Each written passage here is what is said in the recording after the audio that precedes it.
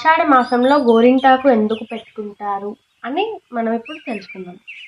గౌరీదేవి బాల్యంలో చెల్లులతో వనంలో ఆటలాడే సమయంలో రజస్వల అవుతుంది.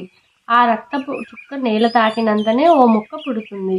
ఈ వింతను చెల్లులు పర్వతరాజుకు చెప్పగా సతీ సమేతంగా చూసేందుకు వస్తాడు.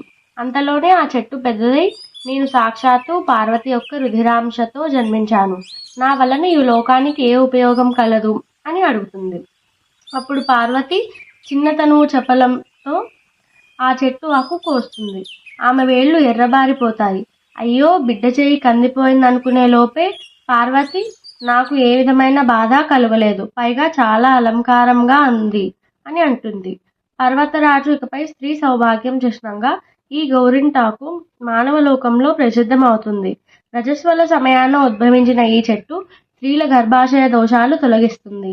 కాళ్లకు చేతులకు అందాన్నిచ్చే అలంకార వస్తువుగా వాడబడుతుంది. అదే ఈ చెట్టు సార్థకత అని పలుకగా గౌరీతో సహా అందరూ ఆ చెట్టు ఆకులు పసరుతో చేతులు కాళ్ళు అందంగా తీర్చుకుంటూ ఉంటారు. ఆ సమయంలో కుంకుమకు సందేహం కలుగుతుంది. నుదుటిన కూడా ఈ ఆకు బొట్టుగా పెట్టుకుంటే నా ప్రాధాన్యత తగ్గిపోతుందేమోనని. గౌరీతో ఈ సందేహం చెప్పగా నుదుటిన పండదు అంటుంది. ఇక శాస్త్రపరంగా గర్భాశయ దోషాలు తీసేస్తుంది. అరచేత మధ్యలో స్త్రీ గర్భాశయానికి రక్తం చేరవేసే ప్రధాన నాడులు ఉంటాయి.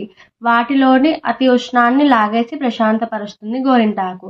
కావున అందరూ ఆషాఢ మాసంలో గోరింటాకుని పెట్టుకోండి.